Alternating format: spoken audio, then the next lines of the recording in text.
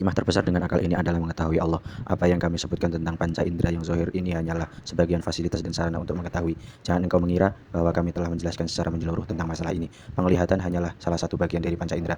Mata merupakan alat untuk penglihatan. Mata disusun dari 10 lapisan yang berbeda-beda. Sebagian ada yang terbuka dan basah, sebagian ada yang tertutup, dan masing-masing dari 10 bagian dari lapisan ini mempunyai sifat, gambaran, bentuk, kondisi, pengaturan, komposisi, dan fungsi tersendiri. Jika satu lapisan saja atau satu sifat saja yang terganggu, maka penglihatan pun akan terganggu pula, dan mungkin dokter tidak bisa mengobatinya. Ini hanya dalam satu jenis indera saja, bandingkan dengan indera pendengaran, indera perasa, dan indera-indera lainnya. Tentu saja semua ini tidak cukup bila diuraikan, sekalipun dengan beberapa jilid buku. Lalu bagaimana pendapatmu tentang organ-organ tubuh yang lainnya? Setelah itu perhatikanlah tentang penciptaan ego atau kehendak dan kesanggupan serta alat-alat gerak yang termasuk dalam bagian dari berbagai nikmat. Penjelasannya adalah, jika Allah telah menciptakan penglihatan bagimu sehingga dengannya engkau dapat mengetahui makanan, namun di saat yang sama Allah tidak menciptakan nafsu makan, lapar, dan gerakan untuk mengambil makanan tersebut sebagai salah satu usaha untukmu, maka penglihatan itu pun menjadi tidak berfungsi. Bayangkan berapa banyak orang yang sakit yang hanya bisa melihat saja makanan-makanan yang bermanfaat bagi penyembuhannya, namun dia tidak bergerak untuk mengambilnya karena dia tidak punya nafsu untuk memakannya. Karena itulah Allah menciptakan nafsu makan bagimu dan membuatnya berkuasa atas dirimu. Kemudian jika nafsu ini tidak puas saat mengambil takaran makanan untuk yang dibutuhkan tubuh,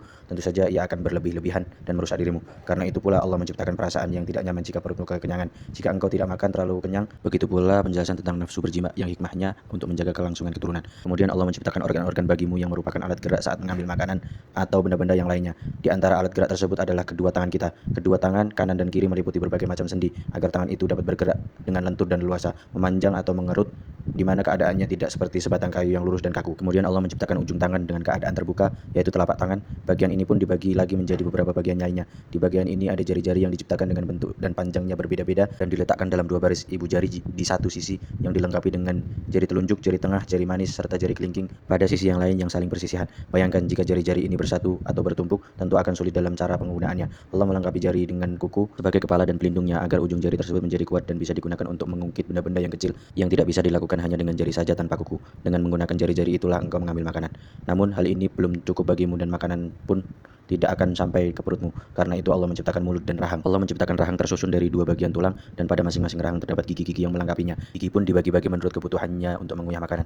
Sebagian berfungsi sebagai alat pemotong, yaitu gigi seri, yang lain berfungsi untuk mencabik-cabik, yaitu gigi taring, dan gigi yang lainnya berfungsi untuk melembutkan, yaitu gigi geraham. Allah menciptakan rahang bawah dapat bergerak-gerak dengan gerakan memutar, sedangkan rahang atas diam dan tidak dapat bergerak. Perhatikanlah keajaiban ciptaan Allah. Sementara alat penggilingnya yang dibuat oleh manusia di bagian bawah diam dan tidak bergerak, dan yang bagian atas yang berputar dan bergerak. Sedangkan alat penggilingan yang diciptakan Allah ini kebalikannya, sebab jika yang berputar dan bergerak bagian atas dikhawatirkan akan mengganggu fungsi organ lain yang di sekitarnya yang lebih mulia. Perhatikan juga nikmat yang Allah berikan dalam penciptaan lisan, bahwa lisan dapat berputar-putar dan bergerak leluasa ke sudut-sudut mulut, memutar makanan dari bagian tengah ke gigi menurut kebutuhannya, seperti sebuah alat yang dapat memasukkan bahan ke dalam alat penggiling. Ini belum lagi jika dipertimbangkan dari keajaiban dalam kepiawaian dalam berbicara. Pikirkan pula jika engkau memotong-motong makanan dan mengunyahnya sementara makanan itu kering. Tentu engkau tidak akan bisa menelan makanan itu jika engkau tidak mendorong dan memaksanya dengan bantuan makanan atau sesuatu yang basah. Maka perhatikanlah bagaimana Allah menciptakan salivah atau air ludah dalam lidahmu yang berfungsi sesuai dengan kebutuhannya, hingga makanan yang ada di mulutmu bisa halus dan lembut. Lalu kemudian setelah makanan yang sudah dikunyah dan telah menjadi halus dan lembut, siapakah yang dapat menghantarkannya ke lambungmu sementara makanan itu masih di dalam mulutmu? Tidaklah mungkin yang menghantarkannya tangan. Karena itulah Allah menciptakan tenggorokan dan saluran makanan. Allah menciptakan bagian ini berlapis-lapis yang bisa membuka untuk mengambil makanan, kemudian mengatup dan mendorong hingga makanan didekatkan terbalik, kemudian menuju saluran tenggorokan hingga menuju usus besar. Jika makanan sudah sampai pada usus besar, entah berupa roti atau buah-buahan yang telah halus dan lembut, maka tidak mungkin langsung menjadi daging, tulang, dan darah seperti bentuk aslinya, kecuali setelah dimasak secara sempurna di dalam perut. Maka Allah menciptakan lambung dalam bentuk yang memang dapat menampung makanan. Ada alat seperti pintu yang dapat membuka dan menutup. Ada yang membuatnya menjadi masak karena hangatnya yang berhubungan dengan 4 organ lain di sekitarnya, yaitu hati di sebelah kanan, limpa di sebelah kiri, lemak sebagai pelapis perut di bagian depan, dan daging tulang punggung di bagian belakang. Makanan pun menjadi masak dan menjadi cairan-cairan yang disalurkan ke seluruh saraf yang membutuhkannya. Kemudian setelah makanan itu disaring, tinggallah sisa-sisa yang kemudian dibuang. Andai kata kami menjelaskan masalah ini lebih jauh lagi, tentu akan menjadi hal yang panjang. Urat, nadi, dan syaraf yang ada di dalam tubuh manusia tidak bisa dihitung banyaknya.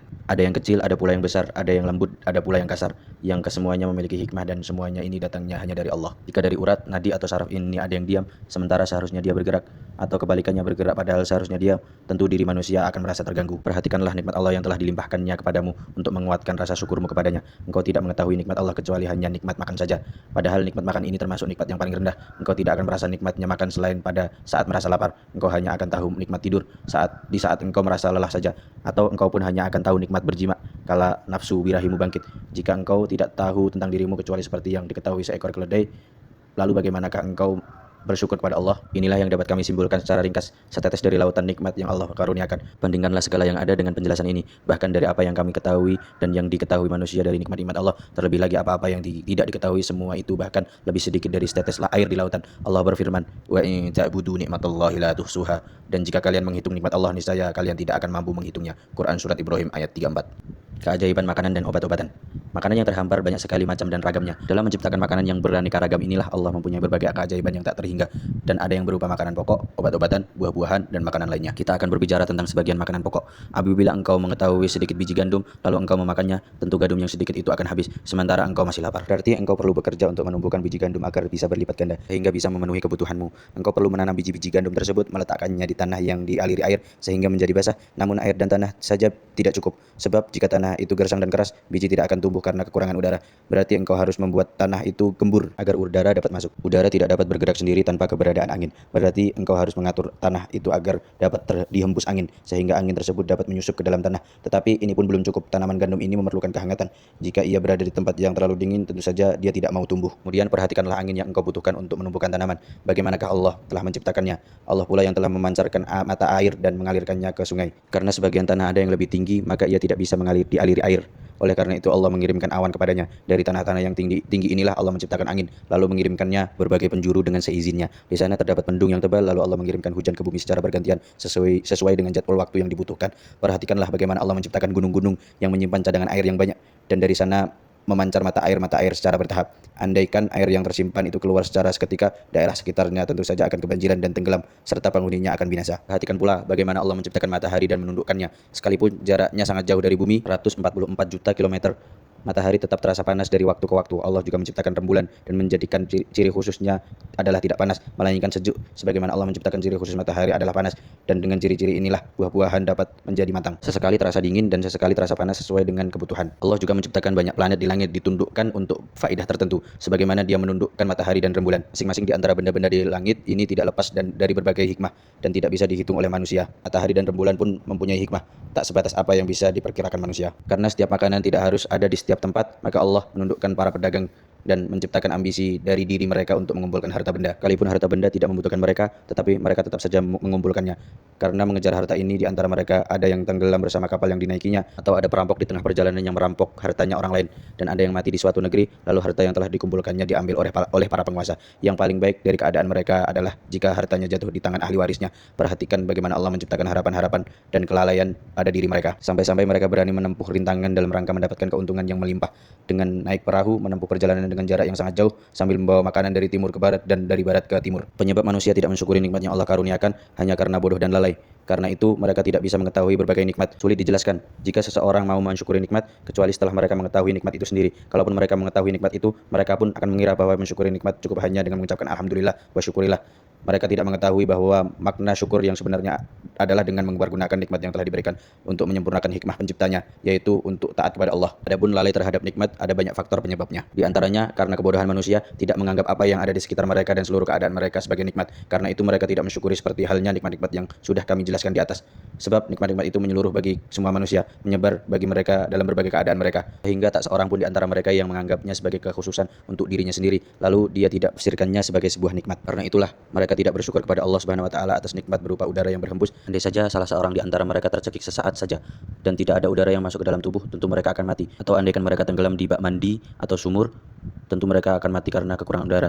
Jikapun seandainya ada salah seorang di antara mereka yang selamat dari pencarian di atas, tentu dia bisa merasakan nikmat Allah lalu bersyukur kepadanya. Tentu saja hal ini merupakan tindakan yang bodoh, sebab mereka bersyukur setelah nikmat itu hampir saja terenggut dari sisinya, lalu kembali lagi. Nikmat dalam keadaan bagaimanapun layak untuk selalu disyukuri. Engkau tidak akan melihat seseorang yang dengan matanya dia bisa melihat lalu mensyukuri kesehatan penglihatannya kecuali setelah orang itu menjadi buta. Ketika penglihatannya dipulihkan dari kebutaannya itu, barulah ia merasa suatu nikmat dan kemudian mensyukurinya.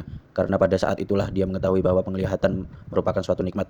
Perumpamaannya seperti seorang budak jahat yang terus-menerus dipukuli. Ketika dia tidak dipukuli 1 jam saja, dia menganggapnya sebagai satu nikmat dan kemudian bersyukur. Tetapi sebelumnya, ketika dia sama sekali tidak dipukul, maka dia menjadi tinggi hati dan tidak mau bersyukur. Jadi manusia tidak mau bersyukur kecuali jika ada harapan yang secara khusus berkaitan dengan dirinya, baik harapan itu sedikit maupun banyak, sementara mereka lalai terhadap semua nikmat yang telah Allah karuniakan. Diceritakan dalam suatu kisah, ada seseorang yang mengadukan pada dirinya yang sangat miskin kepada seseorang yang bijak.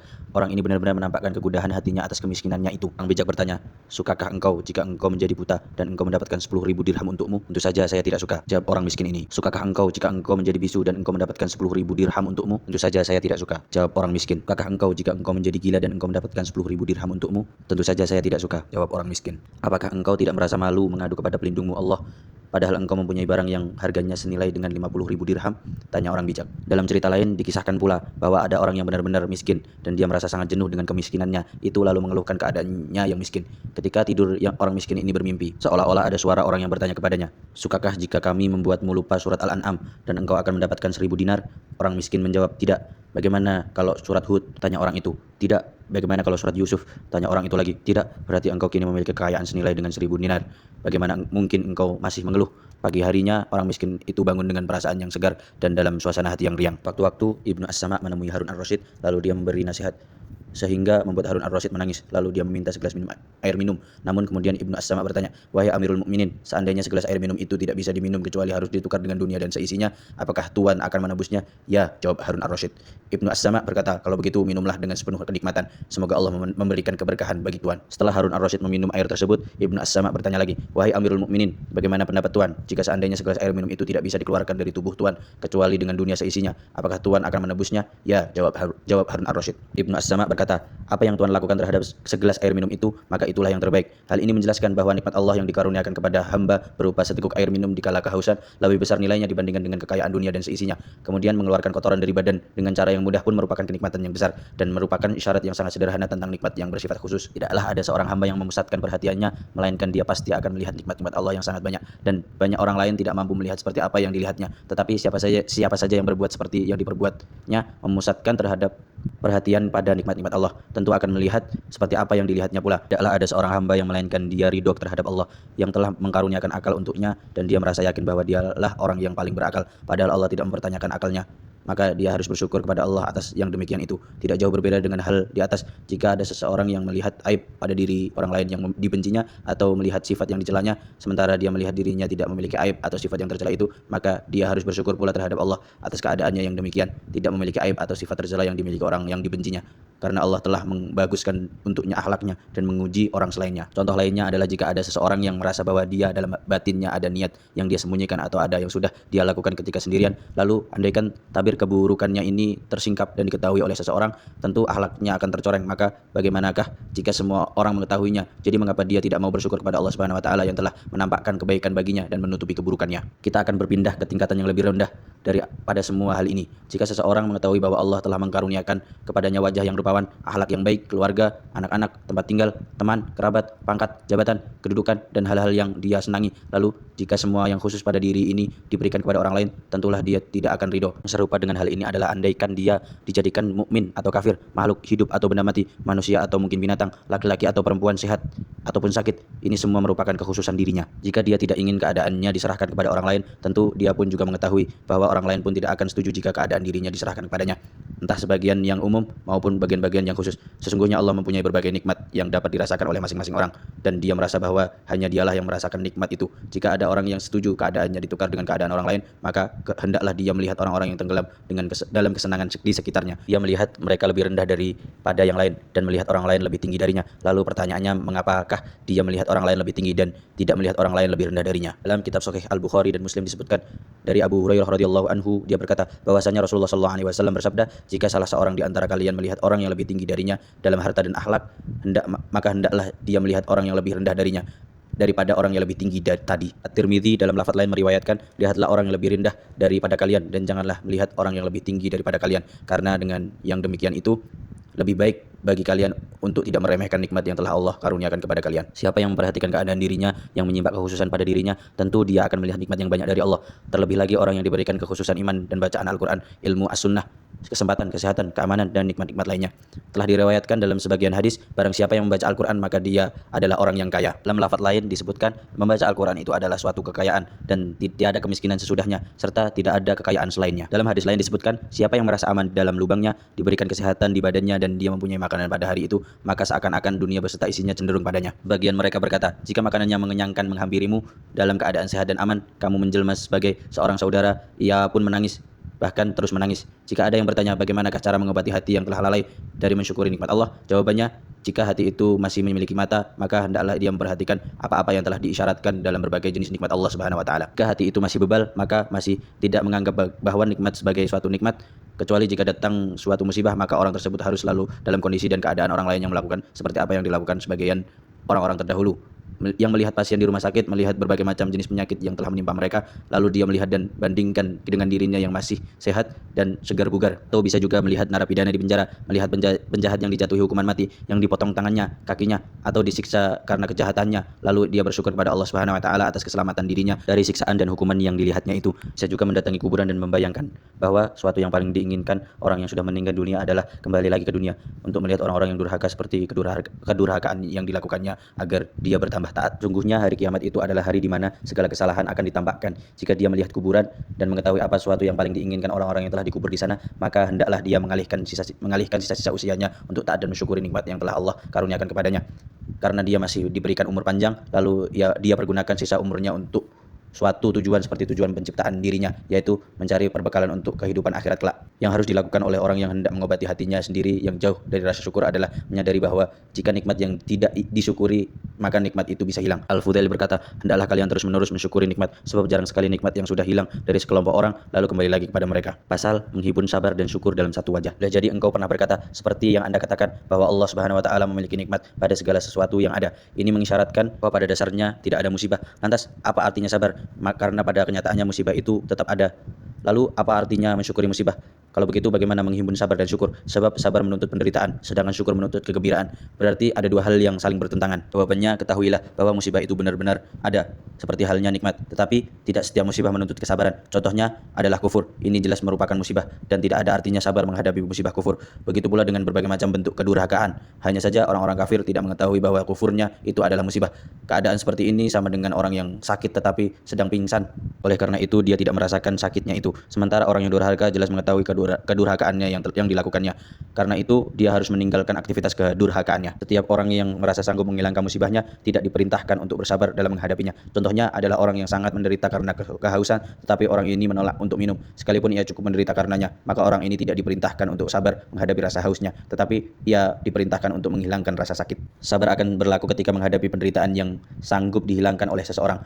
Jadi sabar di dunia bersifat musibah yang tidak mutlak, bahkan bisa saja bentuk sabar ini berupa nikmat. Maka bisa saja dideskripsikan tentang memadukan antara syukur dan sabar berhubungan dengan tugas yang harus dilakukan. Misalnya orang kaya, jika saja dia bersabar karena kematian seseorang, sekalipun orang yang meninggal itu bermaksud untuk membunuhnya karena harta yang dimilikinya, begitu pula dalam hal kesehatan. Tiada satu nikmat pun di dunia melainkan bisa saja berubah menjadi musibah, atau mungkin sebaliknya. Bisa saja seseorang ditimpa musibah sementara dalam musibat tersebut terdapat nikmat. Contohnya, manusia tidak tahu kapan ajalnya.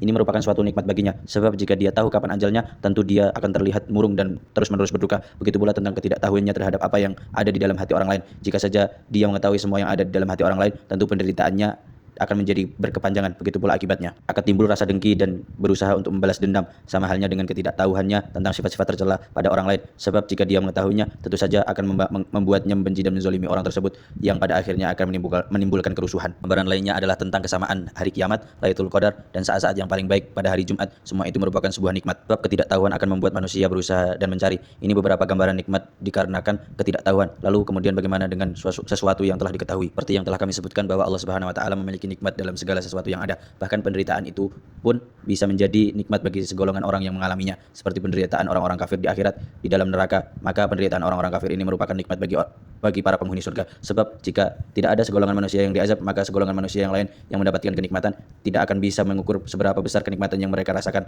Kegembiraan para penghuni surga menjadi berlipat ganda kala mengetahui penderitaan yang dirasakan oleh penghuni neraka. Dapatkah engkau lihat bagaimana penduduk dunia yang tidak begitu menampakkan kegembiraannya terhadap adanya sinar matahari, padahal mereka tentu sangat membutuhkannya. Hanya karena alasan bahwa sinar matahari itu dapat dirasakan oleh semua orang, mereka juga tidak memperhatikan benda-benda yang menghiasi langit yang lebih indah daripada setiap tumbuhan yang ada.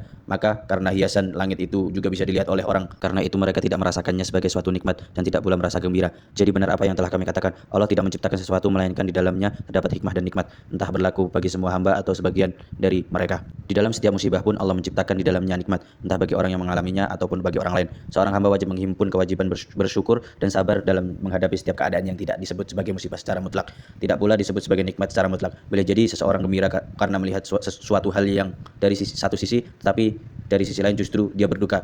Karena itulah dia harus bersabar kala berduka dan harus bersyukur kala gembira. Ketahuilah bahwa dalam kaitannya dengan keadaan seseorang yang miskin, sakit, takut dan menghadapi musibah di dunia, ada 5 perkara yang harus dihadapi dengan gembira oleh orang yang berakal dan sekaligus harus mensyukurinya. Yaitu pertama, setiap musibah ataupun sakit yang menimpa harus digambarkan bagaimana musibah dan rasa sakit menjadi kian parah, sebab kehendak Allah Subhanahu wa taala tidak ada yang bisa menghalanginya.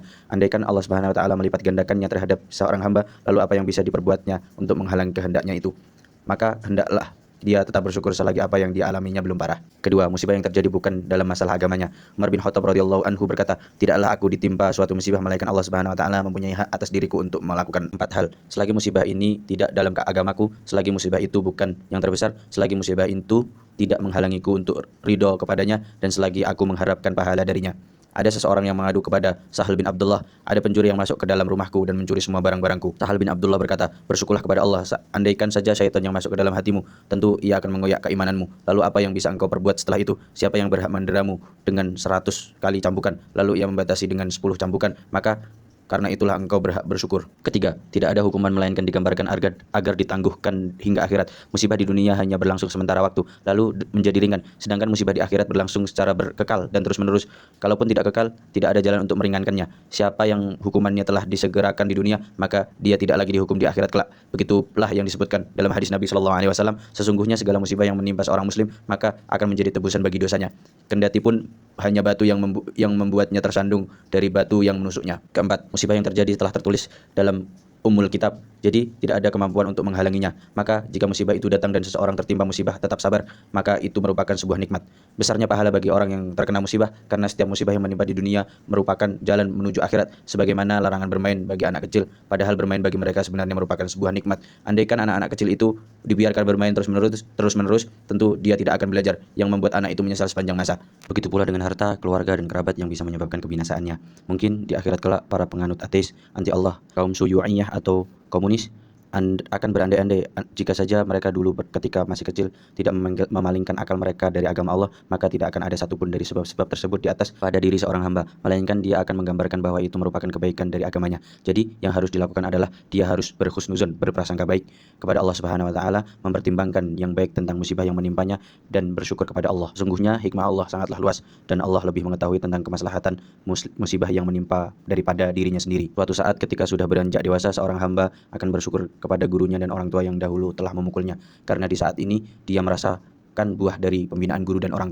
tuanya itu. Kelima, musibah adalah sebuah pembinaan dari Allah Subhanahu wa taala dan kasih sayang darinya kepada seorang hamba. Kasih sayang yang lebih sempurna dan lebih lengkap daripada kisah sayang orang tua terhadap anak-anaknya. Disebutkan dalam hadis, Allah tidak menetapkan suatu qadha kepada seorang mukmin melainkan itu merupakan kebaikan bagi dirinya. Di samping itu, ketahuilah bahwa pangkal dari kerusakan adalah cinta kepada dunia dan pangkal dari keselamatan adalah membersihkan hati dari dunia. Gunakan nikmat sesuai dengan tujuannya yang terbebas dari musibah akan menghasilkan ketenangan hati dalam menghadapi dunia. Jika banyak musibah yang menimpa dan hati terguncang karena masalah dunia, maka hati pun menjadi tidak tenang, lalu dunia akan menjadi penjara baginya. Bagaimana caranya untuk menyelamatkan diri dari hal ini? Di mana penyelamatan dirinya tersebut menjadi tujuan baginya, sebagaimana orang yang telah dijebloskan ke dalam penjara yang berusaha lepas darinya. Berduka cita atas suatu penderitaan juga diperlukan, karena hal ini akan mendatangkan kegembiraan bagimu di hadapan orang yang telah mengobatimu. Sebab engkau bisa berduka cita dan bersuka cita, lalu engkau bersabar dalam menghadapi penderitaanmu dan bersyukur saat mendapatkan kegembiraanmu. Siapa yang mengetahui hal ini, dia harus memperlihatkan kebersyukurannya karena musibah yang didapatkannya, Siapa yang tidak percaya bahwa pahala dari musibah yang diderita akan lebih banyak lagi, tentu dia tidak akan bisa bersyukur karena musibah. Riwayatkan bahwa ada seorang Arab Badui yang bertakziah kepada Ibnu Abbas atas kematian ayahnya. Arab Badui itu berkata, "Bersabarlah, kami pun ingin menjadi golongan-golongan orang yang bersabar bersamamu. Kesabaran rakyat itu bergantung kepada kesabaran pemimpin. Kebaikan bagimu atas kesabaranmu, dan Allah lebih baik lagi bagi Al-Abbas." Setelah itu Ibnu Abbas berkata, "Tidak ada seorang pun yang lebih baik takziahnya selain dari takziah orang Badui itu." Ada yang bertanya, dari beberapa pengabaran yang ada tentang keutamaan sabar menunjukkan bahwa musibah di dunia ini lebih baik daripada kenikmatannya. Namun, apakah kita harus memohon musibah kepada Allah? Jawabannya tentu saja tidak begitu. Dalam suatu hadis yang diriwayatkan dari Anas, disebutkan bahwa Rasulullah SAW bertanya kepadanya, "Apakah engkau pernah berdoa dengan sesuatu atau memohonnya?" "Ya," jawab Anas. "Aku berkata, ya Allah, kalau memang engkau hendak menghukum di akhirat, maka segerakanlah hukuman itu bagiku di dunia." Lalu Rasulullah SAW bersabda, "Subhanallah, engkau tidak akan sanggup dan tidak akan kuat menanggungnya. Mengapakah tidak engkau katakan, ya Allah, berikanlah kepada kami kebaikan di dunia dan kebaikan di akhirat, serta lindungilah kami dari siksa api neraka." Juga dari hadis Anas bahwa ada seorang laki-laki bertanya, "Wahai Nabi Allah, apakah doa yang paling utama itu?" Beliau menjawab, "Mohonlah ampunan dan keselamatan kepada Allah di dunia dan di akhirat." Sekian harinya laki-laki itu datang lagi dan bertanya, "Wahai Nabi Allah, apakah doa yang paling utama itu?" Beliau menjawab, "Mohonlah ampun dan keselamatan kepada Allah di dunia dan di akhirat." Keesokan harinya, ketiga kalinya laki-laki itu datang lagi dan bertanya, "Wahai Nabi Allah, apakah doa yang paling utama itu?" Beliau menjawab, "Mohonlah ampunan dan keselamatan kepada Allah di dunia dan di akhirat. Jika engkau diberi ampunan dan keselamatan di dunia dan di akhirat, maka engkau telah beruntung." Dalam kitab Sahih Bukhari dan Muslim disebutkan bahwa Rasulullah SAW telah bersabda, "Berlindunglah kalian kepada Allah dari musibah yang berat, kemalangan yang berturut-turut, kodok yang buruk, dan kegembiraan musuh." Taharif berkata, "Aku lebih suka diberi keselamatan lalu bersyukur daripada ditimpa musibah lalu bersabar." Pasal, manakah yang lebih sabar atau syukur? Manusia berbeda pendapat apakah sabar lebih baik daripada syukur atau kebalikannya. Masalah ini diuraikan musannif dengan panjang lebar. Intisarinya sebagai berikut, bahwa masing-masing baik sabar dan atau syukur sama-sama mempunyai derajat sendiri-sendiri. Derajat terendah dari kesabaran adalah tidak mengeluh sekalipun membenci musibah tersebut, dan di akhirnya ridho. Telahnya adalah bersyukur terhadap musibah, dan di akhir pula dengan keridhaan. Derajat syukur banyak hamba yang merasa malu karena terus-menerus mendapatkan nikmat, juga merupakan implementasi rasa syukur. Pengetahuannya tentang keagungan Allah Subhanahu wa taala dan kemurahannya yang telah menutupi aibnya juga merupakan syukur. Pengakuan bahwa nikmat itu berasal dari Allah Subhanahu wa taala dan dia tidak merasa berhak memilikinya secara mutlak juga merupakan syukur. Menyadari bahwa mensyukuri satu nikmat dari berbagai nikmat Allah Subhanahu wa taala juga merupakan syukur. Tawadhu yang baik tatkala mendapatkan nikmat juga merupakan syukur. Mensyukuri kesederhanaan juga merupakan syukur. Berdasarkan sabda Rasulullah SAW, orang yang tidak bersyukur kepada Allah tidak bersyukur kepada manusia. Memperlihatkan adab di hadapan pemberi nikmat juga merupakan syukur. Menerima nikmat secara baik dan menganggap nikmat yang kecil sebagai sesuatu yang besar juga merupakan nikmat. Apa-apa yang dihasilkan dari perkataan dan perbuatan yang berada di bawah istilah syukur dan sabar tidak bisa dihitung. Derajatnya sangat banyak. Lalu bagaimana mungkin menyamaratakan pendapat tentang keutamaan salah satu daripada lainnya? Sekalipun begitu, dapat kami katakan bahwa syukur itu ditambahi dengan penggunaan harta untuk ketaatan, maka syukur ini jelas lebih baik karena syukur ini juga mengandung kesabaran. Di dalamnya ada kegembiraan terhadap nikmat, dan di dalamnya juga ada ketabahan hati karena memberikan harta kepada orang-orang miskin serta tidak menggunakan harta itu sekalipun untuk kenikmatan yang mubahkan dibolehkan. Tentu saja ini lebih baik daripada sabar. Sedangkan mensyukuri harta yang tidak dipergunakan untuk kedurhakaan tetapi mempergunakannya untuk kenikmatan yang dimubahkan dibolehkan, maka sabar semacam ini lebih baik daripada syukur. Orang fakir yang sabar lebih baik daripada orang yang menahan hartanya untuk hal-hal yang mubah, sebab orang fakir itu telah memerangi nafsunya dan membaguskan sabarnya dalam menghadapi cobaan dari Allah. Semua uraian yang menyebutkan tentang keutamaan bagian-bagian sabar daripada syukur dimaksudkan untuk mengkhususkan urutan-urutannya, karena yang lebih dahulu terlintas dalam pemahaman manusia tentang nikmat harta dan syukur adalah ucapan Alhamdulillah. Jadi sabar yang menjadi pijakan orang-orang secara umum lebih baik daripada syukur seperti yang mereka pahami. Jika engkau memperhatikan uraian kami ini, untuk engkau akan mengetahui bahwa masing-masing di antara sabar dan syukur ini mempunyai nilai tersendiri dalam keadaan-keadaan tertentu.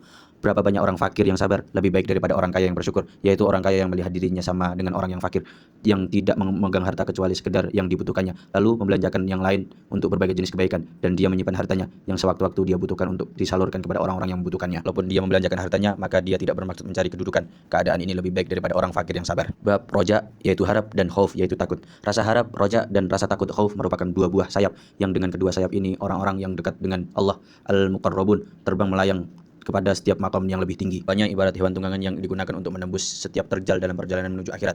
Karena itu diperlukan penjelasan tentang hakikat keduanya, keutamaannya dan sebab-sebabnya, serta apapun yang berhubungan dengan hal tersebut. Kami akan menguraikan kedua hal yang tadi dalam kedua bagian. 1. Rasa harap, roja. 2. Rasa takut, khauf. Bagian pertama, rasa harap. Rasa harap, roja merupakan salah satu makam bagi para penempuh jalan rohani. Kondisi spiritual orang-orang yang mencari jalan tersebut, talibin. Sifat ini disebut dengan istilah makam karena memiliki sifat yang lebih permanen dan tetap. Dengan sifat yang lebih mudah berubah disebut dengan hal keadaan spiritual, sebagaimana warna kuning yang juga dibagi menjadi warna kuning tetap seperti warna kuning emas, dan kuning yang dapat cepat berubah menjadi warna kuning pucat karena rasa takut khauf. Adapun kuning yang berada di antara keduanya seperti kuning pucat karena menderita sakit. Demikian pula sifat-sifat hati yang dapat dibagi dengan pembagian seperti warna di atas yang tidak tetap disebut dengan istilah hal keadaan karena keadaannya yang mudah lepas dari hati. Ketahuilah bahwa apapun yang engkau hadapi, yang disukai maupun yang tidak engkau sukai, dibagi menjadi dua pada saat itu dan ada pada saat yang lalu. Yang pertama disebut dengan perasaan dan kondisi hati, sedangkan yang kedua disebut dengan memori atau kenangan. Jika terlintas di dalam hati sanubarimu sesuatu yang akan datang pada masa mendatang, lalu sesuatu tersebut menguasai hatimu, maka hal itu disebut dengan penantian. Jika yang dinanti adalah sesuatu yang disukai, maka disebut dengan rasa harap. Jika yang dinanti adalah sesuatu yang tidak disukai, maka disebut dengan rasa takut, khauf. Roja adalah rasa santai, irtiyah, untuk menanti sesuatu yang disenangi. Tetapi apa yang diharapkan kedatangannya itu haruslah memiliki sebab. Jika tidak ada sebab yang diketahui wujudnya dan tidak ada ketiadaannya, maka hal ini didefinisikan sebagai angan-angan. Karena itu merupakan sebuah penantian tanpa disertai suatu sebab. Istilah roja dan khauf hanya berlaku atas sesuatu yang masih samar-samar atau simpang siur. Dengan sesuatu yang telah pasti tidak dapat disebutkan dengan kedua istilah ini. Tidak bisa dikatakan aku berharap terbitnya matahari dan aku takutkan tenggelamnya. Sebab terbit dan tenggelam matahari merupakan sesuatu yang pasti terjadi. Tetapi bisa dikatakan aku berharap turunnya hujan dan aku takut hujan itu berhenti. Orang-orang yang memiliki hati sudah mengetahui bahwa dunia ini adalah lahan untuk bercocok tanam untuk akhirat kelak. Hati laksana tanah dan iman laksana benih yang disemai di tanah itu. Ketaatan mengalir bersama usaha dalam membersihkan dan mengelola tanah, membuat parit dan bagaimana cara mengairi tanah tersebut. Yang gandrung dan tenggelam dalam gemerlapnya dunia diibaratkan seperti tanah keras yang tidak layak untuk dijadikan tempat penyemaian benih. Hari kiamat diibaratkan seperti panen. Tidak ada yang dapat memanen kecuali orang-orang yang sebelumnya telah menanam. Tanaman tidak akan tumbuh kecuali adanya benih iman. Iman tidak akan memberikan manfaat jika disemai di dalam hati yang kotor dan akhlak yang tidak baik. Sebagaimana benih yang tidak akan dapat tumbuh di tanah yang keras. Orang hamba yang mengharapkan ampunan harus mengibaratkan dirinya seperti pemilik tanaman, yang dimana pemilik ini mencari tanah yang subur untuk menanam, menyemai benih yang baik di atas tanah yang subur tersebut tanpa ada benih yang cacat atau bahkan rusak. Kemudian pemilik tersebut mengairinya tepat pada waktu yang dibutuhkan, membersihkannya dari ilalang ataupun duri-duri yang dapat merusak tanaman, kemudian duduk menunggu karunia Allah agar tidak ada petir yang menyambar ataupun bencana yang menimpa hingga tanaman yang telah dirawatnya menjadi tumbuh dan membesar. Maka penantian terhadap tanamannya itu disebut dengan harapan. Jika seseorang menyemai benih di atas tanah yang kering, tandus dan keras, daerahnya tinggi sehingga tidak dapat dialiri air serta tidak diurus sama sekali, lalu dia menanti datangnya hari panen, maka penantian ini disebut dengan kebodohan atau tipuan, bukanlah sebuah harapan. Menyemai benih di atas tanah yang subur tetapi tidak ada airnya, lalu dia menantikan turunnya hujan, maka penantiannya itu disebut dengan angan-angan dan bukan juga sebuah harapan. Jadi istilah harapan hanya berlaku sebagai penantian sesuatu yang disukai dan disenangi, yang diawali dengan adanya sebab-sebab faktor internal keinginan dan yang sinergis, sejalan dan seiring, dan ikhtiar usaha seorang hamba. Sedangkan yang bukan dilakukan karena usahanya adalah karunia Allah, seperti dihindarkannya dari hal-hal yang merusak. Jika seorang hamba menyemai benih keimanan, mengairinya dengan aliran air ketaatan, membersihkan hatinya dari ilalang dan duri akhlak yang menghina, menantikan karunia dari Allah Subhanahu wa taala agar disabarkan hingga ajal menjemputnya dan baik akhir hidupnya husnul khatimah, maka penantiannya itu merupakan harapan yang terpuji, dapat mendorongnya untuk terus-menerus berada dalam ketaatan dan melaksanakan kewajiban-kewajiban keimanan. Namun jika benih keimanan ini dibiarkan tanpa dialiri dengan air ketaatan atau membiarkan hati terkotori akhlak-akhlak yang hina, tenggelam dalam kenikmatan dunia, kemudian duduk menantikan datangnya ampunan, maka ini merupakan tindakan yang bodoh dan tertipu. Allah berfirman, "Fa khalafa min ba'dihim khalfu warithul kitaba ya'khuduna 'arada hadzal adna wa yaquluna sayughfaru lana." Maka setelah mereka datanglah generasi yang jahat yang mewarisi Alkitab Taurat, yang mengambil harta benda dunia yang rendah ini. Lalu mereka berkata, kami akan diberi ampunan. Quran Surat Al-A'raf ayat 169. Dan Allah mencela orang yang berkata, wala irruditu ila rabbi la ajidanna khairam minha munqalaba. Dan sekiranya aku dikembalikan kepada Robku, pasti aku akan mendapatkan tempat kembali yang lebih baik daripada kebun-kebun itu. Quran Surat Al-Kahfi ayat 36. Shaddad bin Aus berkata, Rasulullah SAW bersabda, orang yang cerdas adalah orang yang mampu menundukkan hawa nafsunya dan berbuat untuk kepentingan setelah mati. Sedangkan orang yang lemah adalah orang yang mengikuti hawa nafsunya dan berangan-angan terhadap Allah Azza wa Jalla dengan berbagai angan-angan. Ma'ruf Al-Qurki berkata, engkau mengharapkan rahmat Allah Subhanahu wa taala yang sebenarnya engkau tidak sanggup mendapatkannya adalah kebodohan dan kekecewaan. Oleh karena itu Allah berfirman, innal ladzina amanu wal ladzina hajaru wa jahadu fi sabilillah ulaika yarjuna rahmatullah. Sesungguhnya orang-orang yang beriman dan orang-orang yang berhijrah dan berjihad di jalan Allah, mereka itulah yang mengharapkan rahmat Allah. Quran Surat Al-Baqarah ayat 218.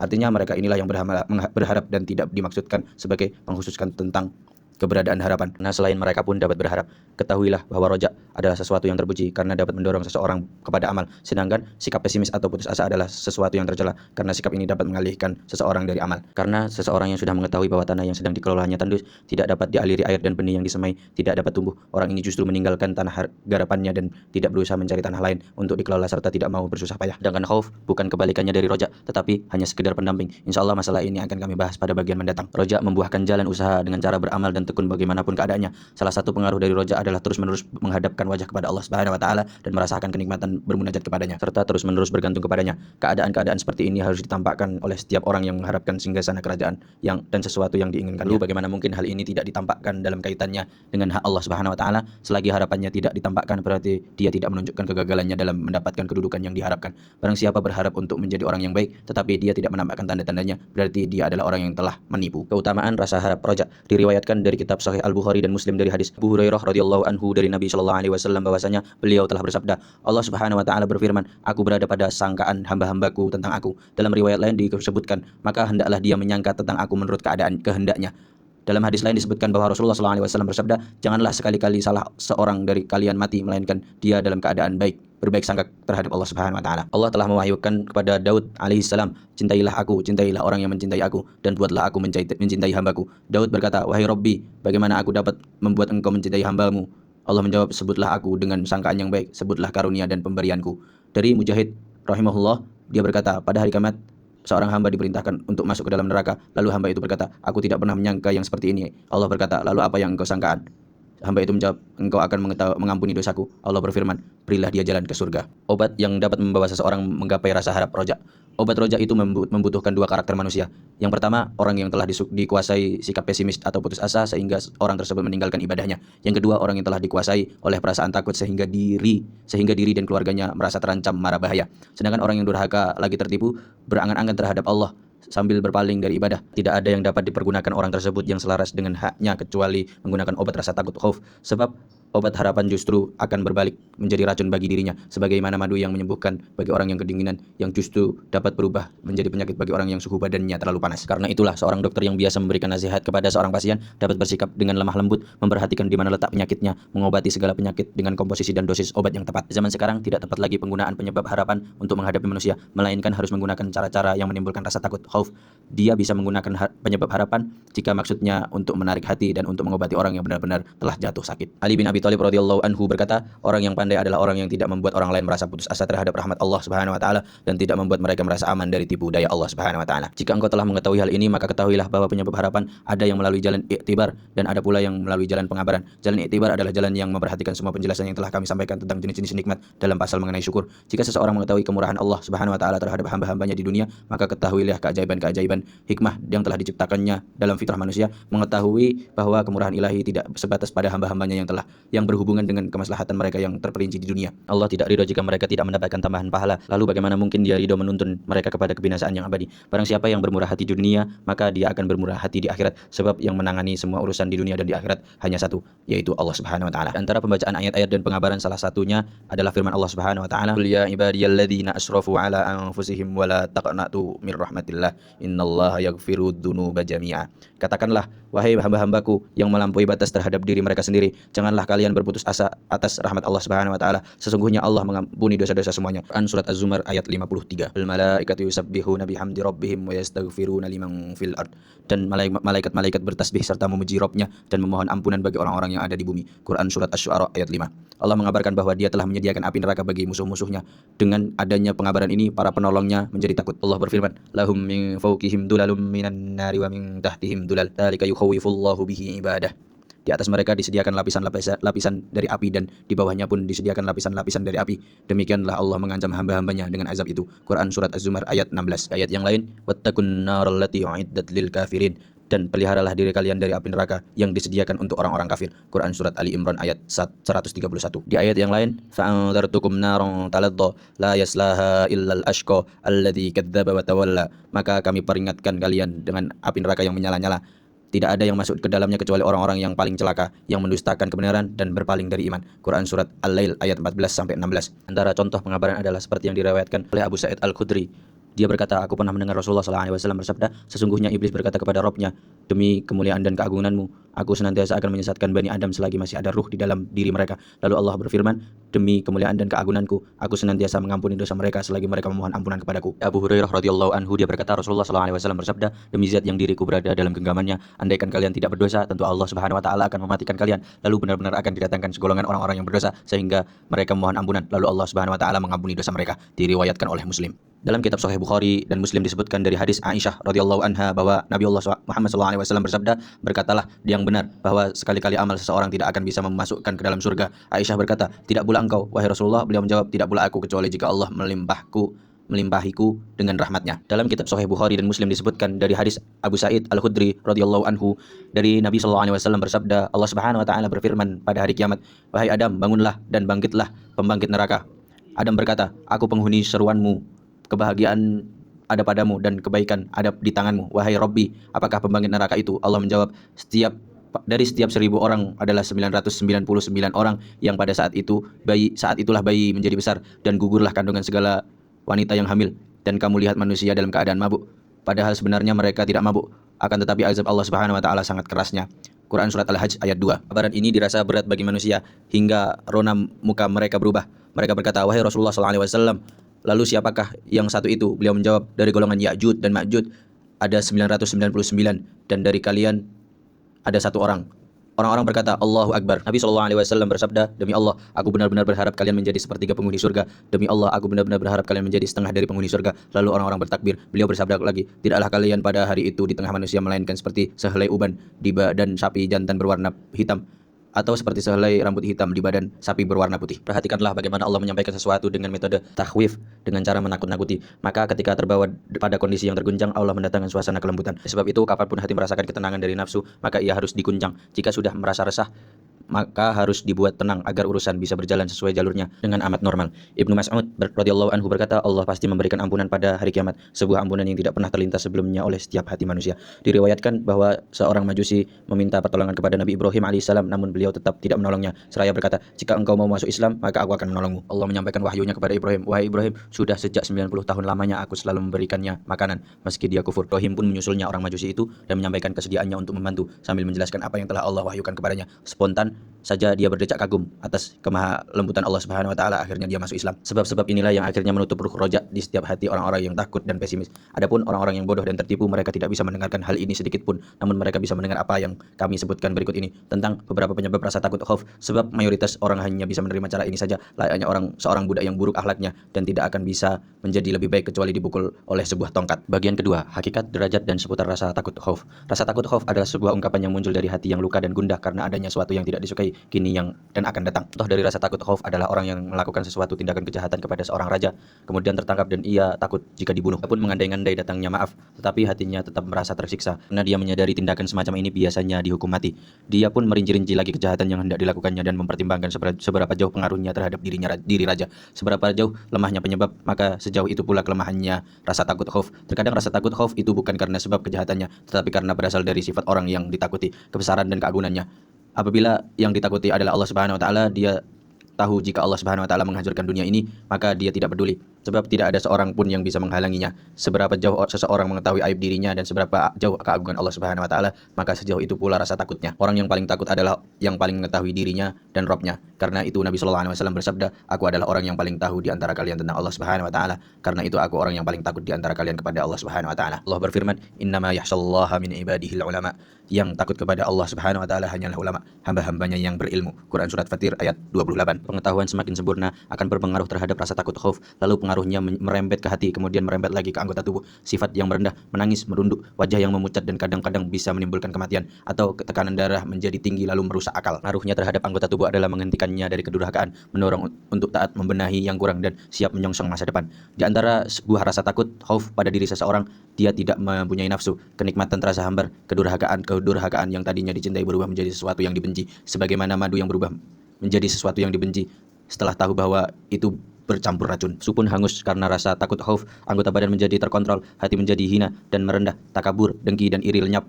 Selalu dirundung kegelisahan karena rasa takutnya, selalu memandang bahaya yang akan ditunai di kemudian hari. Dia tidak mau campur dengan orang lain dan yang dia lakukan hanyalah menghisap diri sendiri, berusaha menghembuskan napas dalam-dalam dan menganggapnya dalam ancaman berbahaya. Keadaannya seperti keadaan orang yang berada di cengkeraman cakar-cakar binatang buas. Ia tidak tahu apakah itu bisa lengah lalu ia bisa melepaskan diri atau ia akan semakin mencengkeramnya dan membunuhnya. Ia tidak bisa lagi berbuat apa-apa, kekuatannya untuk menghisap diri sendiri bergantung pada kekuatan rasa takutnya. Kekuatan rasa takut khauf tergantung kepada kekuatan mengetahui Allah Subhanahu wa taala, sifat-sifatnya dan aib dirinya. Rasa takut yang paling rendah adalah pengaruhnya yang tampak dalam amalnya, yaitu dengan menyingkirkan hal-hal yang dilarang. Apabila seseorang menghindari jalan yang menyeret kepada yang haram, maka itu dinamakan warok. Jika dia melakukan hal ini dan juga menyibukkan diri dengan perkara-perkara kehidupan yang berlebih, maka itu dinamakan as-siddiq. Rasa takut adalah cambuk Allah. Ketahuilah bahwa rasa takut adalah cambuk Allah untuk menuntut hamba-hambanya agar rajin mencari ilmu dan beramal, sehingga dengan kedua hal ini mereka mendapatkan pahala taqarrub dari Allah Subhanahu wa taala. Rasa takut itu ada 3 gambaran: berlebih-lebihan, tengah-tengah, dan meremehkan. Terpuji adalah pertengahannya yang bisa disebut serupakan dengan cambuk hewan. Yang terbaik bagi hewan itu adalah tidak lepas dari cambuk. Berlebih-lebihan dalam memukul adalah terpuji.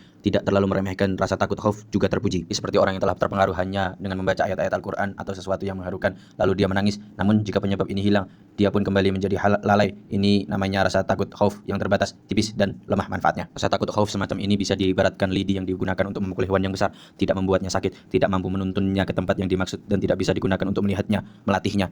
Lihat, inilah yang seringkali terjadi pada diri manusia, kecuali orang-orang yang arif dan ulama.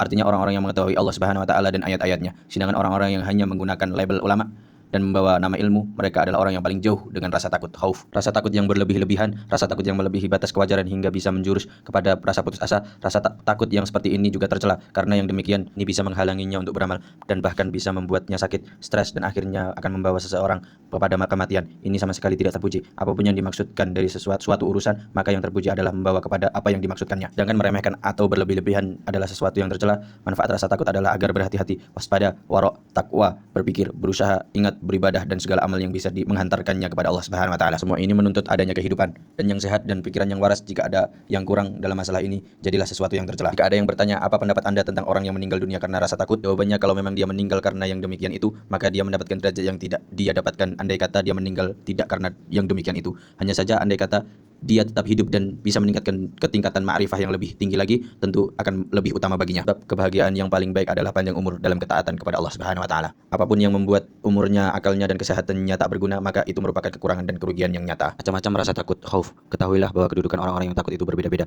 Di antara mereka ada yang dalam hatinya lebih dominan rasa takut terhadap kematian sebelum dia bertobat. Di antara mereka ada yang merasa lebih takut kecenderungan terhadap nikmat atau beralih dari istiqomah. Di antara mereka ada yang merasa lebih takut terhadap akhir kehidupan yang buruk. Yang paling tinggi dari beberapa gambaran rasa takut ini adalah yang terakhir. Sebab penghabisan merupakan cabang dari yang sebelumnya. Bisa saja Allah meninggikan siapapun yang dikehendakinya tanpa perantara, hinakan siapapun yang dikehendakinya tanpa perantara, dan tidak menanyakan apa yang dilakukannya. Dan Allah berfirman, mereka berada di surga dan aku tidak peduli. Mereka ada di neraka dan aku tidak peduli. Di antara macam-macam orang yang merasa takut khauf adalah orang yang takut sakaratul maut menjelang kematian dan kepedihannya, atau pertanyaan malaikat mungkar dan nangkir, ataupun azab dalam kubur. Di antara mereka ada yang takut saat berdiri di hadapan Allah Subhanahu wa taala, takut saat tanya jawab, takut meniti as-sirat, neraka dan kobarannya, takut tidak bisa masuk surga, takut tidak bisa melihat wajah Allah Subhanahu wa taala. Yang semua sebab ini membuat murung dan benar-benar merasa takut khauf. Yang paling tinggi derajatnya adalah rasa takut khauf tidak dapat memandang wajah Allah Subhanahu wa taala. Ini merupakan ketakutan orang-orang yang memiliki ma'rifah. Di atas rasa takut khauf, para ahli ibadah dan zuhud. Keutamaan rasa takut khauf dan harap roja, mana yang harus diutamakan? Keutamaan segala sesuatu tergantung pada kemanfaatan untuk mencari kebahagiaan bersua berjumpa Allah Subhanahu wa taala dan taqarrub kepadanya. Jadi apapun yang bisa dipergunakan untuk itu merupakan keutamaan. Allah berfirman, "Waliman khafa maqama rabbih jannatan."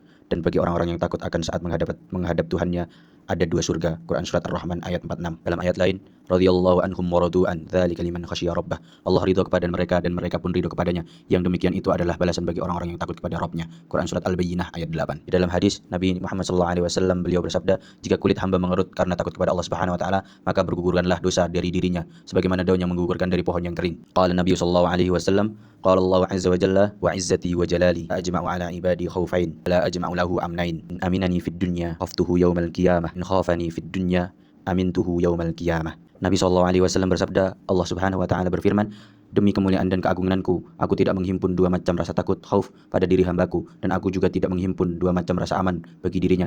Jika dia merasa aman dariku di dunia, maka aku akan membuatnya takut kepada hari kiamat, dan jika dari mereka takut kepadaku di dunia, maka aku membuatnya merasa aman ketika di hari kiamat. Ibnu Abbas radhiyallahu anhu dari Nabi sallallahu alaihi wasallam, 2 mata yang sama sekali tidak tersentuh api neraka, yaitu mata yang menangis karena takut kepada Allah Subhanahu wa taala dan mata yang tiada terpejam karena menjaga di jalan Allah Subhanahu wa taala. Jika ada orang yang bertanya mana yang lebih utama, merasa takut khauf ataukah berharap, ada pertanyaan serupa, mana yang lebih utama, air ataukah roti? Jawabannya ialah roti bagi orang yang kelaparan tentu lebih baik, dan air bagi orang yang kehausan tentu lebih baik. Jika lapar dan haus, maka harus dilihat mana yang lebih dominan.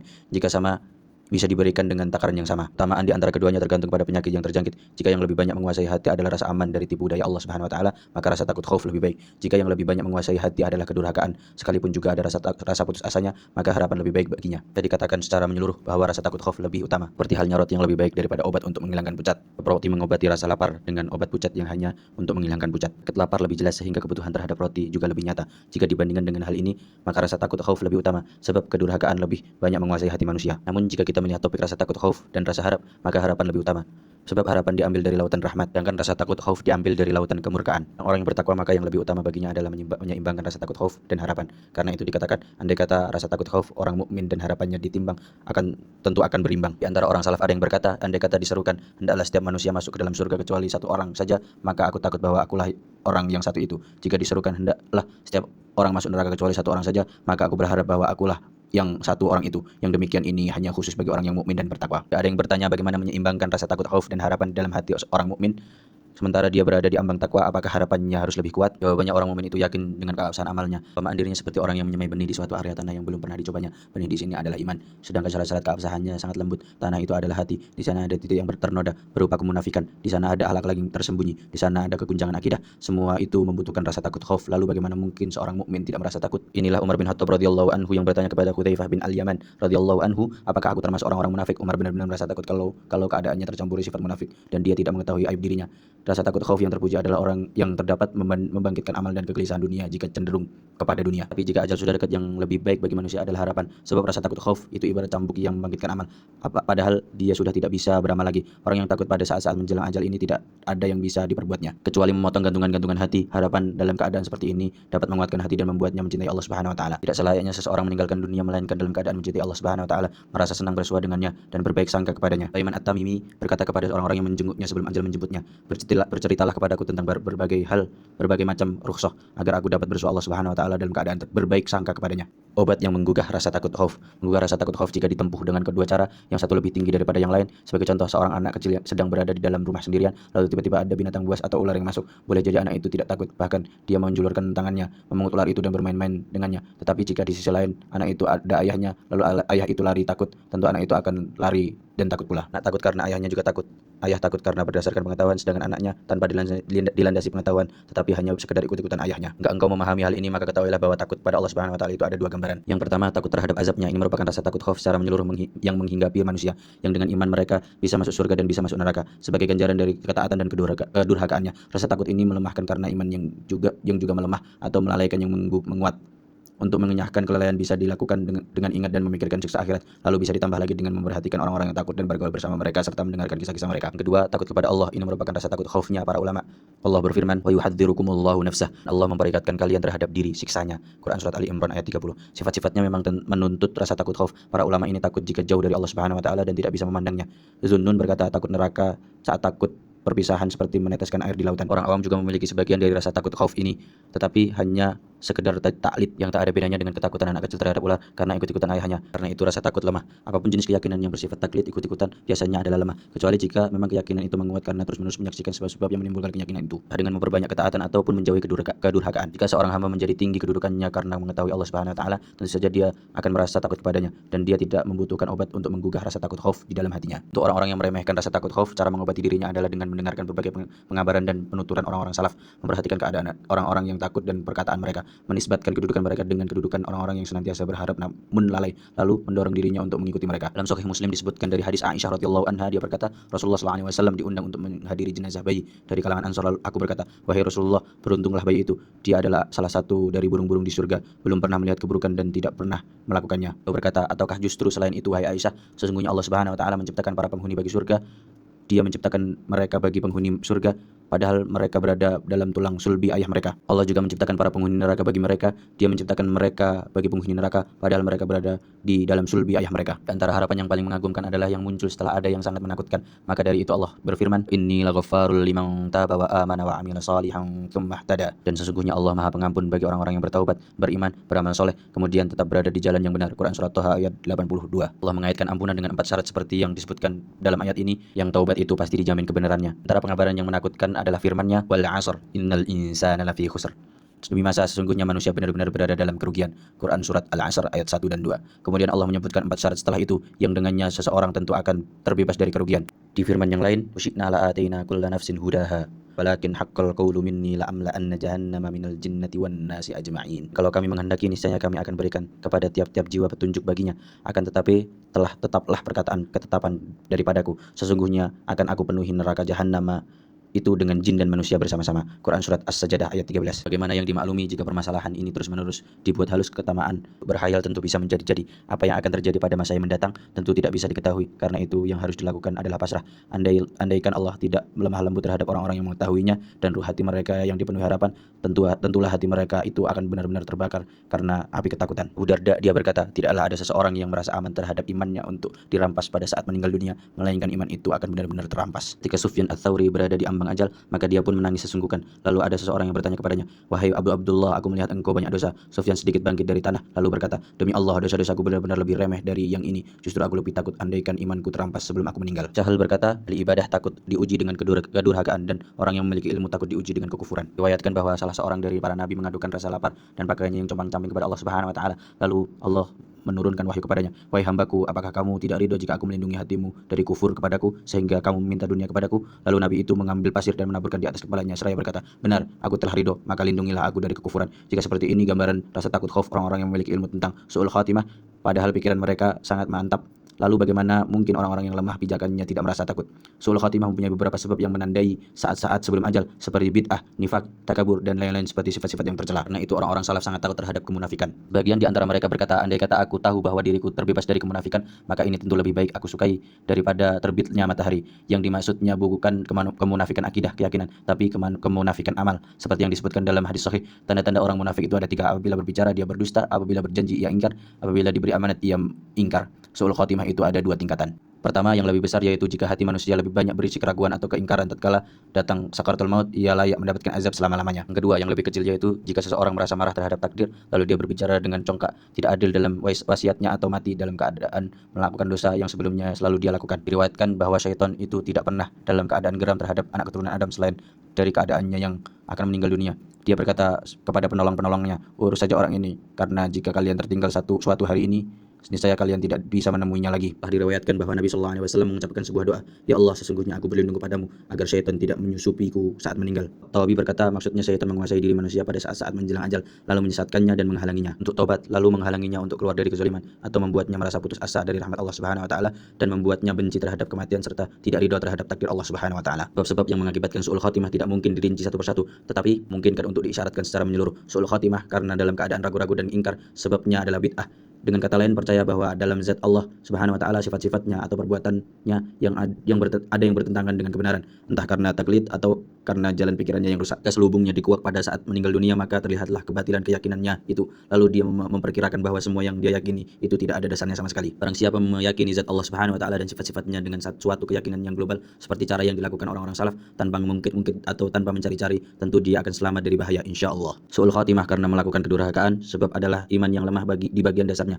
Hal ini mengakibatkan seseorang terus-menerus tenggelam dalam kedurhakaan. Sebagai kedurhakaan bisa memadamkan api iman. Jika iman lemah, maka lemah pula iman kepada Allah Subhanahu wa taala. Jika sakaratul maut tiba, maka iman itu semakin melemah karena dia merasa akan berpisah dengan dunia. Latar belakangnya menyebabkan seperti ini adalah cinta dunia dan cenderung kepadanya, yang disertai lemahnya iman, yang berarti disertai lemahnya cinta kepada Allah Subhanahu wa taala. Siapa yang mendekatkan diri kepada Allah Subhanahu wa taala di dalam hatinya, tentu dia bisa mengalahkan cinta kepada dunia, yang berarti dia akan terjatuhkan dari keadaan seperti ini. Siapapun yang meninggal dunia dalam keadaan mencintai Allah Subhanahu wa taala, layaknya budak yang baik akhlaknya yang menemui tuannya yang dicintainya, dia tidak mampu menyembunyikan kegembiraannya hanya karena bersua dengannya. Terlebih lagi jika dia mendapatkan kemurahan hatinya. Siapa yang meninggal dunia sedang di dalam hatinya terbesit pengingkaran terhadap Allah Subhanahu wa taala, atau dia senantiasa melakukan sesuatu yang bertentangan dengan perintahnya, maka dia layaknya budak yang menemui tuannya dalam keadaan terpaksa dan tertekan karena dia merasa tidak aman dari hukumannya. Siapa yang ingin selamat, maka dia harus menghadapi sebab-sebab kehancuran. Ilmu dengan segala perubahan suasana hati dan perubahan keadaan bisa mengguncangkan hati orang-orang yang selalu merasa takut. Disebutkan dalam kitab Sahih Bukhari dan Muslim dari hadis Sahal bin Sa'ad radhiyallahu anhu bahwa Nabi Shallallahu Alaihi Wasallam bersabda, "Sesungguhnya seseorang itu benar-benar melakukan amal para penghuni neraka,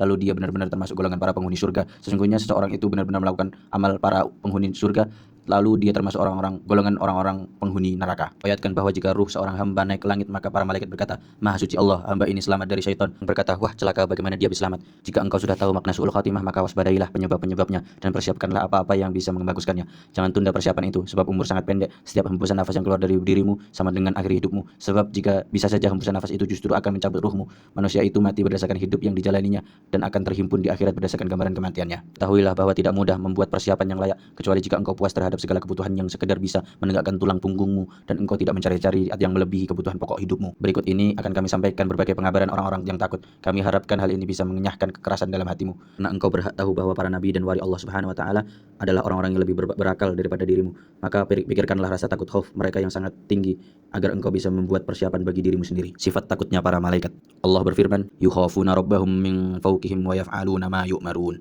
Mereka takut kepada Rabb mereka yang berkuasa atas mereka dan melaksanakan apa yang diperintahnya kepada mereka. Quran Surat An-Nahl ayat 50. Kami telah meriwayatkan dari Nabi SAW, beliau bersabda, sesungguhnya Allah mempunyai para malaikat yang urat-urat leher mereka gemetar karena takut kepadanya. Diriwayatkan bahwa para malaikat yang menyangga arsy, ada yang matanya menangis seperti aliran sungai. Jika malaikat itu menengadahkan kepala, maka dia berkata, Maha suci engkau, tidak ada yang layak ditakuti kecuali menurut hak ketakutan kepadamu. Allah berfirman, tetapi orang-orang yang bersumpah atas namaku justru berbuat dusta dan mereka tidak mengetahui hal ini. Jabir radhiyallahu anhu, dia berkata, Rasulullah SAW bersabda, pada malam aku melakukan Isra, aku melihat Jibril seperti geriba yang basah kuyup karena takut kepada Allah Subhanahu wa taala. Diriwayatkan bahwa Jibril alaihissalam mendatangi Rasulullah SAW sambil menangis. Beliau bertanya, apa yang membuat engkau menangis? Jibril alaihissalam menjawab, mataku tidak pernah berhenti menangis semenjak Allah menciptakan neraka jahanam karena aku takut akan mendurhakainya, lalu dia akan melemparkan aku ke dalamnya. Dari Yazid Ar-Ruqashi, dia berkata, sesungguhnya Allah mempunyai para malaikat yang berada di sekitar arsy.